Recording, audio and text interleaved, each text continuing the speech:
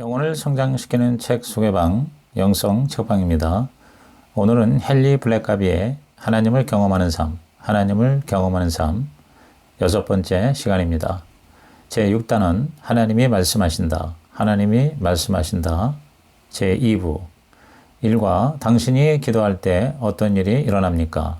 당신이 기도할 때 어떤 일이 일어납니까?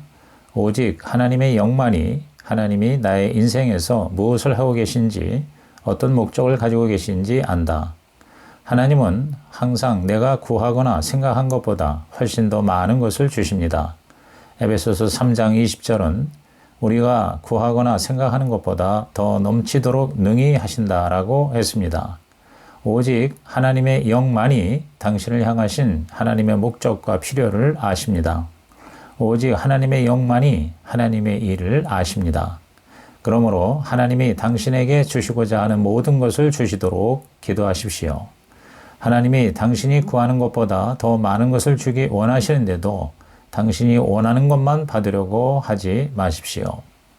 저는 한 방향으로 기도했는데 하나님이 다른 방향으로 역사하실 때 그 하나님이 하시는 일에 제 삶을 조정합니다. 우리의 문제는 기도 후에 생기는 사건들을 우리의 기도와 연관짓지 않는 데에 있습니다.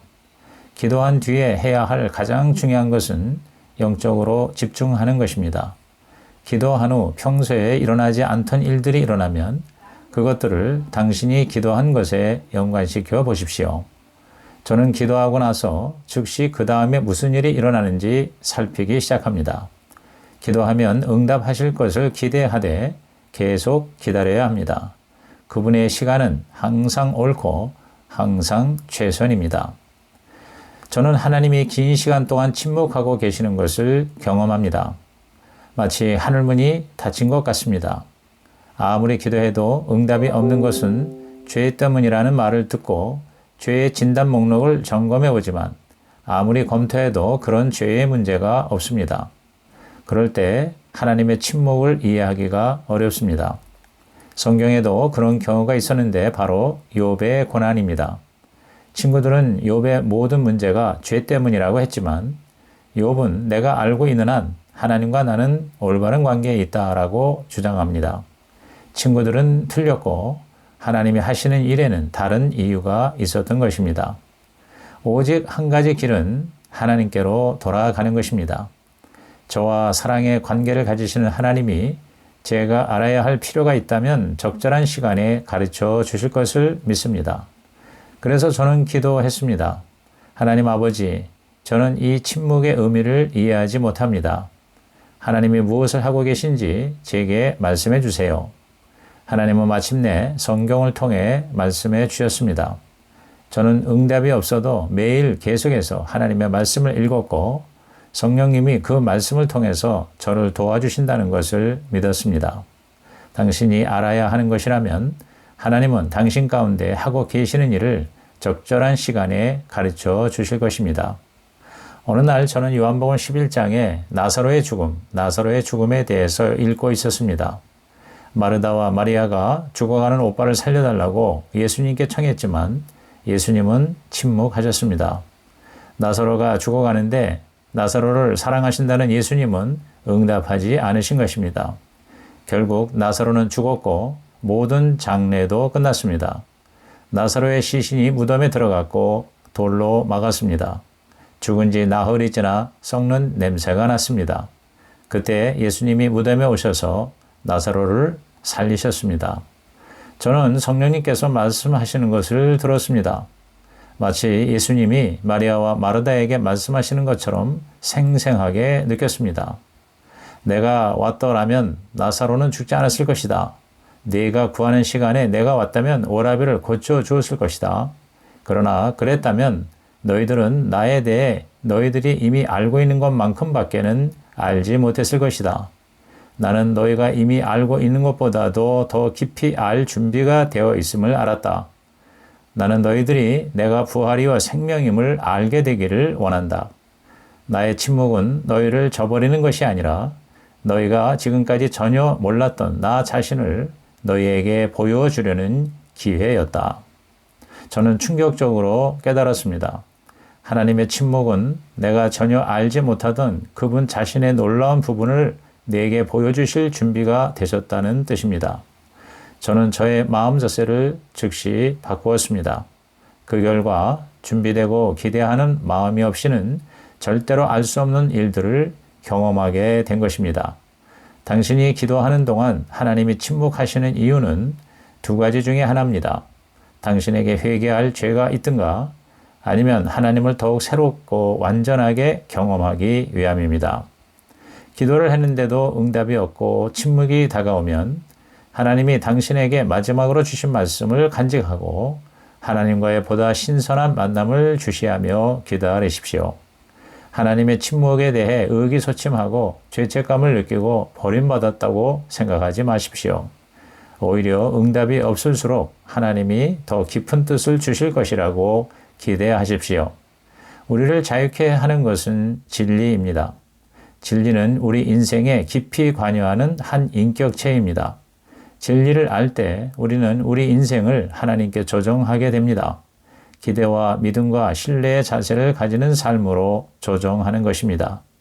그 순간 하나님은 우리가 어떻게 반응해야 그분을 더 깊이 알게 되는지를 보여주십니다. 요점, 오 하나님, 만일 제가 하나님이 주시려는 것보다 모자라는 부탁을 올리면 저의 부탁은 무효로 해주십시오. 오직 성령님만이 하나님께서 나의 인생에서 무엇을 하고 계신지 어떤 목적을 갖고 계신지 아신다.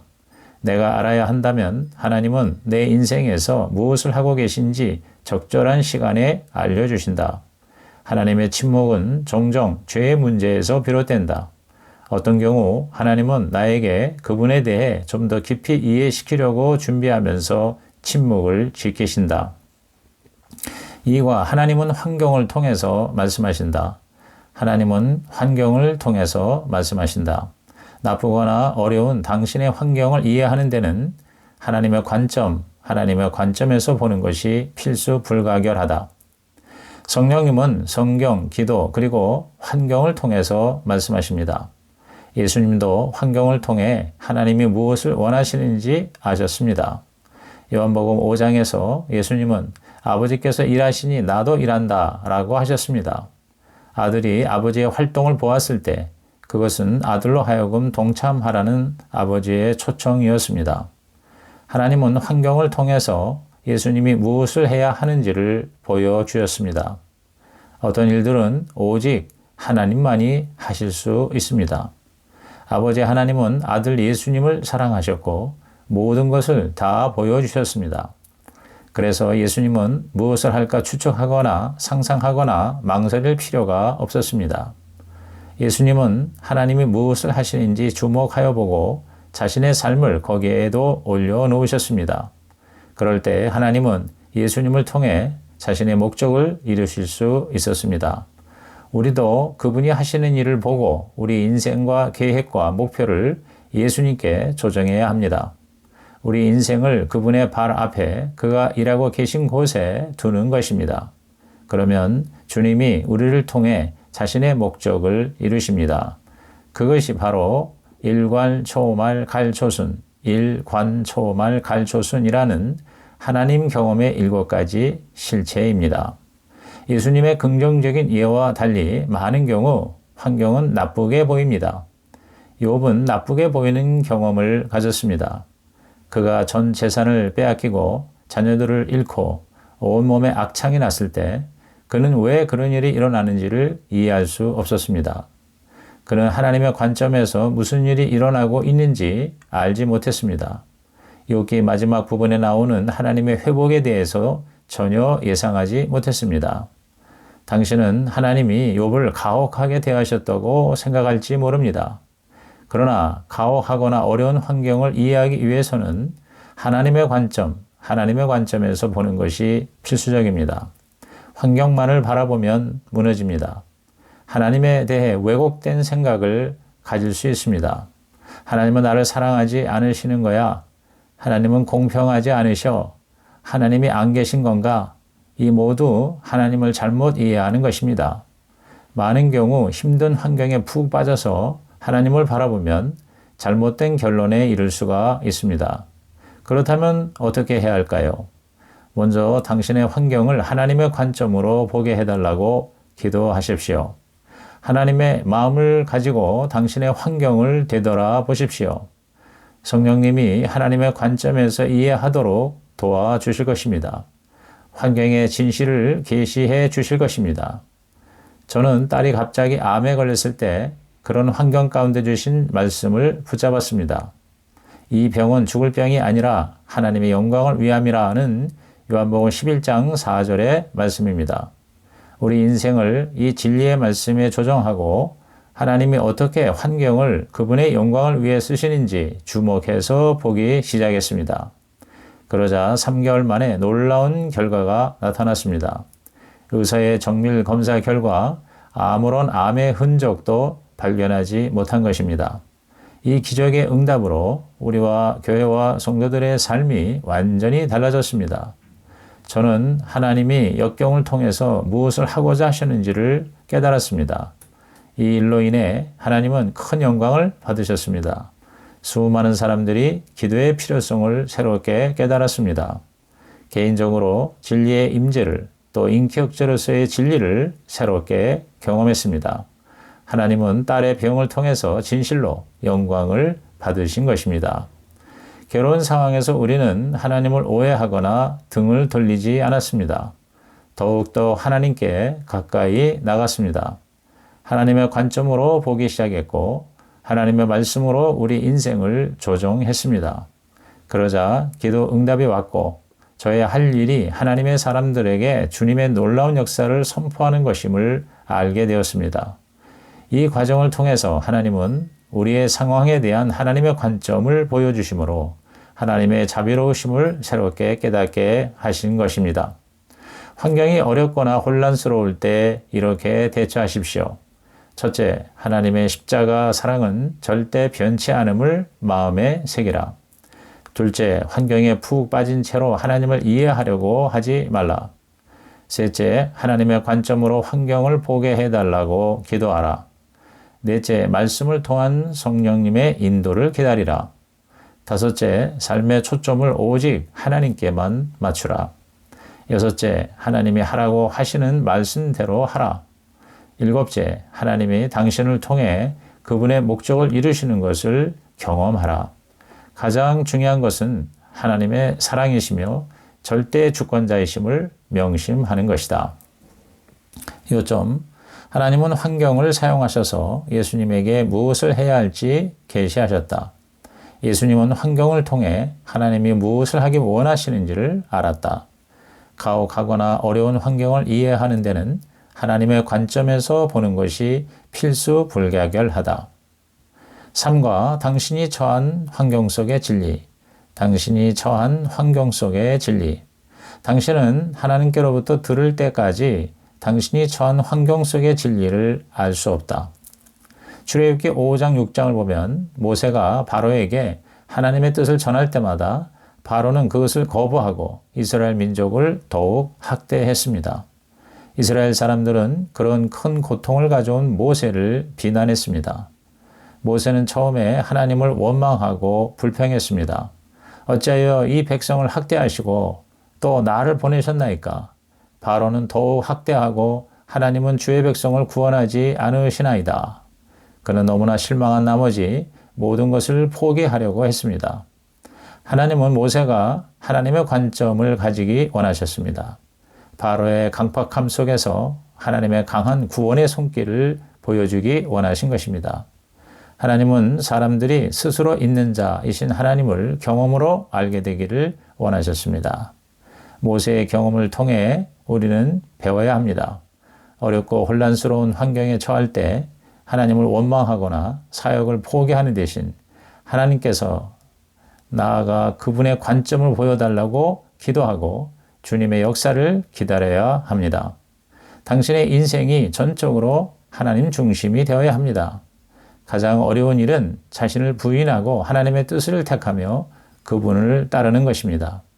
하나님과의 관계에서 가장 어려운 것은 하나님 중심이 되는 것입니다. 만약 당신이 하루 종일 어떻게 살았는가를 기록해 본다면 당신의 모든 것이 얼마나 자기 중심적인가를 알게 될 것입니다. 하나님이 당신 인생의 주인이 되신다는 것은 오직 하나님만이 당신 삶의 초점이요, 주도권자요, 지도자요, 진정한 주인이 되시는 것을 의미합니다. 성령님은 말씀을 통해 진리를 계시하십니다. 진리란 인격체, 즉 예수님이십니다.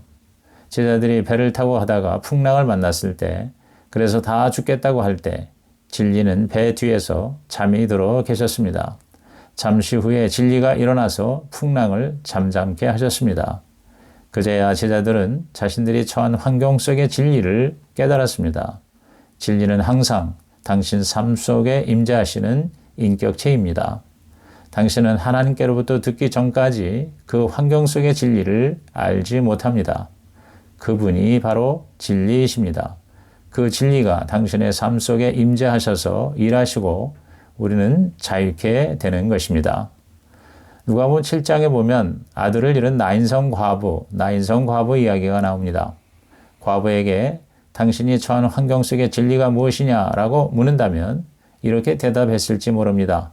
제 남편은 젊은 나이에 죽었고 저는 외아들과 행복한 날을 보내리라고 생각했는데 이제 아들마저 죽었으니 나는 끝장난 인생입니다. 그것이 진리인가요? 아닙니다. 진리는 그곳에 계셨습니다. 진리가 과부의 아들을 살리셨습니다. 그러자 모든 것이 바뀌었습니다. 예수님이 우리에게 자신을 계시하시자 모든 사람이 하나님께 영광을 돌렸다고 했습니다. 큰 선지자가 우리 가운데 오셨다고 했습니다. 하나님께서 자기 백성을 돌보셨다고 했습니다. 예수님의 소문이 온 유대와 사방에 두루 퍼졌습니다. 우리는 절대로 어떤 상황 속의 진리를 그 환경만을 보고 판단하지 말아야 합니다. 예수님께로부터 듣기 전에는 절대로 당신의 상황을 판단하지 마십시오. 그분이 모든 상황에서 진리이십니다. 주님이 말씀하실 때 환경을 보고 못한다고 하지 마십시오. 진리이신 주님을 의지하고 순종하십시오. 그러면 진리가 우리를 자유케 하실 것입니다. 요점, 절대로 상황 속의 진리를 환경을 보고 판단하지 말라. 나는 하나님께 듣지 않는 한 환경 속의 진리를 알 수 없다. 성령님이 하나님의 말씀을 가지고 나의 환경에 대한 하나님의 관점을 드러내신다. 사과, 영적인 표징들. 하나님이 당신에게 새로운 단계나 방향으로 하나님의 일을 시키려고 준비하실 때는 항상 하나님이 당신의 삶에서 이미 하고 계시던 일의 순서를 따라 하신다. 우리에게 다가오는 환경은 좋은 것이든 나쁜 것이든 항상 결단을 요구합니다.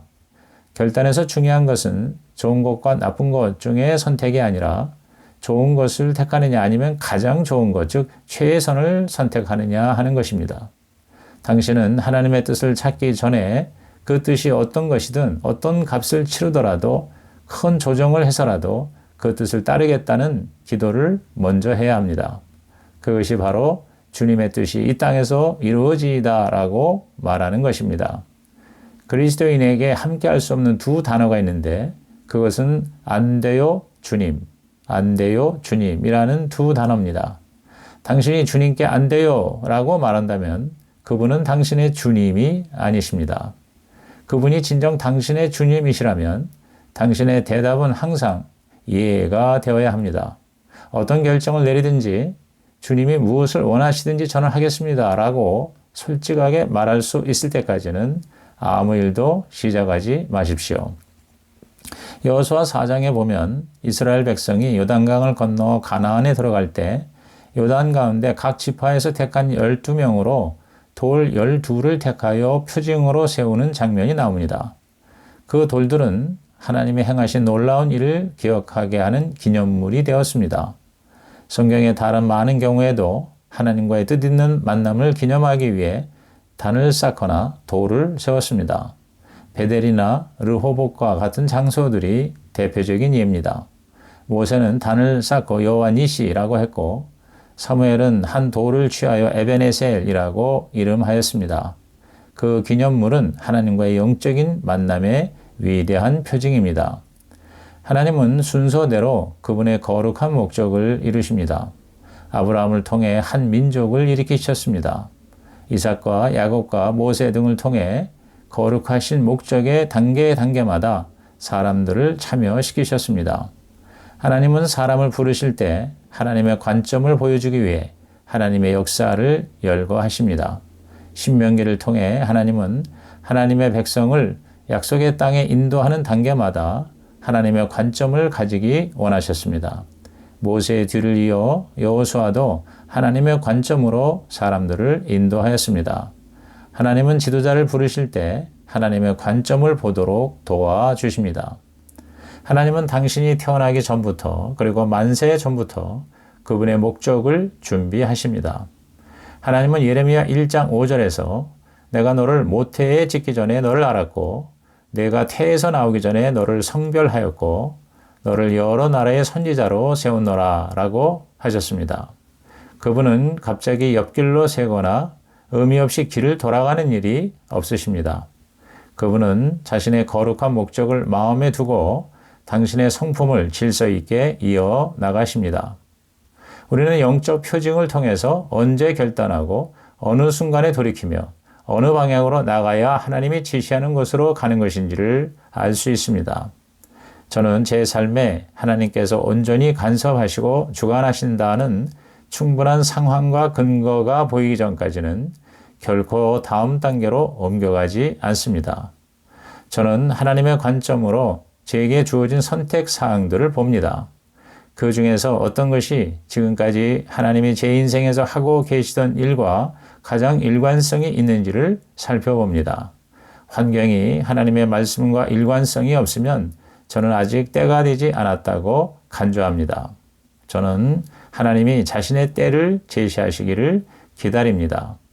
저는 하나님의 역사와 영적 표징들을 돌이켜볼 때 영적 각성을 강조하게 됩니다. 영적 각성은 평생에 걸쳐 지속되는 흐름입니다. 하나님은 저를 바꾸시지 않으십니다. 단지 하나님이 계속 해오시던 어떤 일에 초점을 맞추게 하십니다. 그러므로 당신의 영적 표징이 무엇인지 영적 명세서를 준비해 보십시오. 그것은 당신 가족의 전통, 구원의 경험, 미래에 대한 중대한 결정을 내린 것 등에서부터 시작될 수 있습니다. 그러한 목록을 만들어 보고 당신의 인생에서 하나님이 어떻게 역사하시는지 기억해 보십시오. 요점, 내가 결단을 내려야 할 때 가장 어려운 부분은 좋은 것을 택하느냐, 나쁜 것을 택하느냐에 달려있지 않고 좋은 것이냐 아니면 최선을 택하느냐 하는 것이다.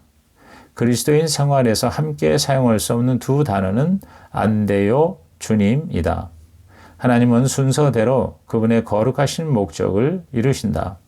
하나님이 나에게 역사의 새로운 단계나 방향으로 하나님의 일을 시키려고 준비하실 때는 항상 하나님이 이미 나의 인생에서 일하고 계시던 순서를 따라 하신다. 하나님이 나의 인생을 인도하심을 명확히 알 때 영적 표징은 변화, 결단, 지시의 시간을 나타낸다. 5가 하나님은 교회를 통해서 말씀하신다. 하나님은 교회를 통해서 말씀하신다. 나는 교회와의 관계 속에서 내 임무를 다하면서 하나님의 뜻을 이해하는 데 있어 교회 안에 다른 지체들을 의지한다. 현대복음주의 교회가 가지는 문제 중에 하나는 만인 제사장의 교리를 너무 강조한 나머지 공동체 의식을 소홀히 한다는 것입니다. 즉 그리스도인들이 하나님 앞에 홀로 서는 것 때문에 교회에 대한 공동체에 대한 책임감을 등한시하는 것입니다. 그리스도인은 하나님과 직접 만날 수 있습니다. 그러나 하나님은 교회를 구속의 대행자로 만드셨습니다. 하나님은 교인 개개인이 교회를 통하여 하나님의 구속의 목적을 이루도록 그들을 각 교회에 두신 것입니다. 교회는 그리스도의 한 몸이요 그리스도는 교회의 머리입니다. 성령님은 공동체 유익을 위해 각 지체에게 자신을 나타내십니다.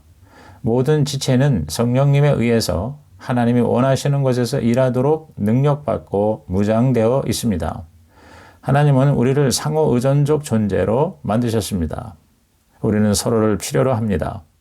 그러므로 몸 안에서 또 몸을 통해 하나님이 일하실 때 우리는 하나님의 뜻대로 조정하고 반응해야 합니다. 교회에서 각 지체는 하나님이 원하시는 일을 이루시도록 선택권을 드려야 합니다.